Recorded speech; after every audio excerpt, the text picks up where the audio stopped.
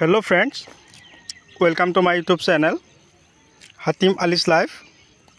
তো বন্ধুসকল আজি মই আকৌ পুনৰ আপোনালোকৰ মাজলৈ আহিলোঁ। আজি মই আপোনালোকক দেখুৱাম মই নিজে কৰা 1 বিঘা মাটি গাজৰৰ খেতি। তো আজি মই লেবাৰ লগাই দিছোঁ, পুৰা তাৰমানে গাজৰখিনি উঠাই আছে। তো ইয়াত 1 বিঘা মাটি গাজৰৰ খেতি কৰিছিলোঁ, মানে কি গাজৰখিনি পুৰা আহি গৈছে। এতিয়া চাওক কি ধুনীয়াকৈ উঠাই আছে আৰু সাইজ বহুত ভাল, দেখাত একদম পুৰা চিকচিকিয়া। আপোনালোকে নিশ্চয় চাব পাৰিছে।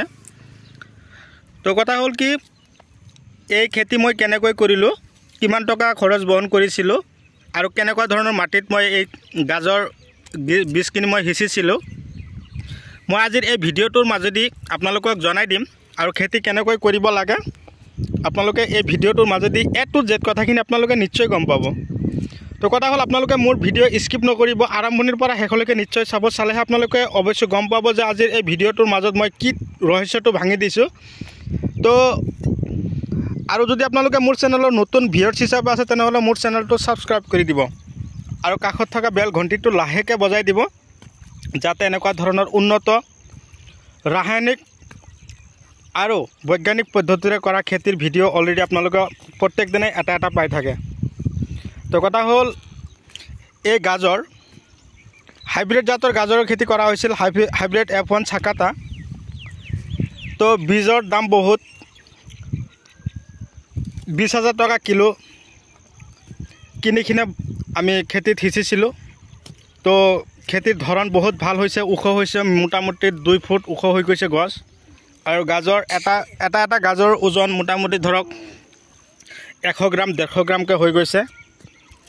তো এই খেতি কৰিবলৈ হ'লে মাটিডৰা হ'ব লাগিব ওখ পলসুৱা অম্লতা হিউমাছ থকা মাটিত। এনেকুৱা ধৰণৰ গাজৰ খেতিৰ বাবে বৰ উপযোগী। তো এই খেতি কৰিবলৈ হ'লে যেতিয়া আপোনালোকে খেতিত বীজ সিঁচিম বা বীজ পচাব তাৰ আগতে আপোনালোকে বিঘাই প্ৰতি 2 গাড়ী গোবৰ দি ল'ব। তাৰপিছতে কি কৰিব লাগিব, চয়েল সিঁচিব লাগিব মিনিমাম 5 পৰা 7 কিলো। চয়েল 5 কিলো 7 কিলো এনেকৈ সিঁচিব বিঘাই প্ৰতি। সিঁচাৰ পিছত আপোনালোকে গাজৰৰ যিটো বীজ আছে এই বীজখিনি ধুনীয়াকৈ ৰাতিত ভিজাই ৰাখিব। ভিজাই ৰাখি তাৰপিছত আপোনালোকে কি কৰিব লাগিব, এটা সূতাৰ কাপোৰৰ মাজত ৰ'দত এৰাই থৈ তাৰপিছত আপোনালোকে কি কৰিব লাগিব, ধুনীয়াকৈ সূতাৰ কাপোৰত মেৰাই ৰ'দত আৰি থ'ব। তাৰপিছত এই বীজখিনি যেতিয়া হাল মাৰিব, এবাৰ 2 বাৰ 3 বাৰ, প্ৰথম দ্বিতীয় তৃতীয় আৰু চতুৰ্থ ষ্টেপ হাল মৰাৰ পিছত 5ম ষ্টেপত যেতিয়া হাল মাৰিব তেতিয়া বীজখিনি সিঁচি দিব। সিঁচি দিয়াৰ পিছত ধুনীয়াকৈ কি কৰিব, আপোনালোকে খেতিত ময়াই দিব, ধূলিময় কৰিব আৰু মাজে মাজে তাৰমানে আলি দি দিব, পানী দিবৰ কাৰণে সুবিধাজনক। এই পন্থামতে যদি আপোনালোকে খেতি কৰিব পাৰে তো আপোনালোকৰ খেতিত 100% আপোনালোকৰ গাজৰ এনেকুৱা হ'ব। তো কথা হ'ল গাজৰখিনি চাফা কৰা হৈ আছে। ইফালে আপোনালোকক দেখুৱাই দিছোঁ কেনেকৈ চাফা কৰা।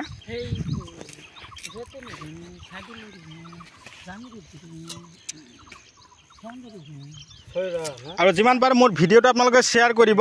আপোনালোকৰ এটা শ্বেয়াৰৰ কাৰণে চাওক আপোনালোকৰ বন্ধু বান্ধৱী আৰু আমিও এনেকুৱা ধৰণৰ খেতি বাতি কৰিবৰ কাৰণে আগ্ৰহী হ'ম। এয়া চাওক কি ধুনীয়াকৈ চাফা কৰি আছে, কি ধুনীয়াকৈ কাটি আছে।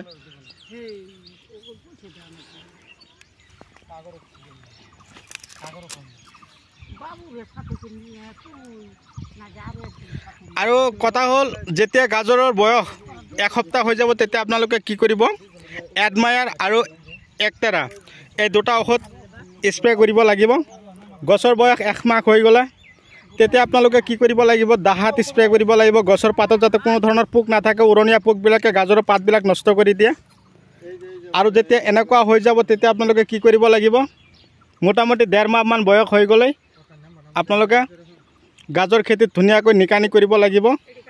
এবাৰ তাৰমানে 15 দিন পিছত, 27 দিন পিছত আৰু 1.5 মাহ বয়সত আপোনালোকে গাজৰৰ খেতিত ধুনীয়াকৈ এনেকৈ মাটি উৰ্বৰ কৰি দিব লাগিব। তো বন্ধুসকল মোৰ ভিডিঅ' চাই কেনে পালে মোক কমেণ্ট কৰি জনাব। আৰু আপোনালোকৰ ফালে গাজৰৰ দাম কিমান আছে মোক কমেণ্ট কৰি জনাব। যিমান পাৰে আপোনালোকে মোৰ ভিডিঅ' শ্বেয়াৰ কৰিব। এয়া চাওক কি পদ্ধতিমতে গাজৰ উঠাই আছে আৰু কেনেকৈ চাফা কৰি আছে। তো বন্ধুসকল মই আৰু বিশেষ দেৰি নকৰোঁ, মই আজি এইখিনিতে সমাপ্ত পেলাইছোঁ। পৰৱৰ্তী ভিডিঅ'ত মই আপোনালোকক পুনৰাই লগ পাম। ধন্যবাদ।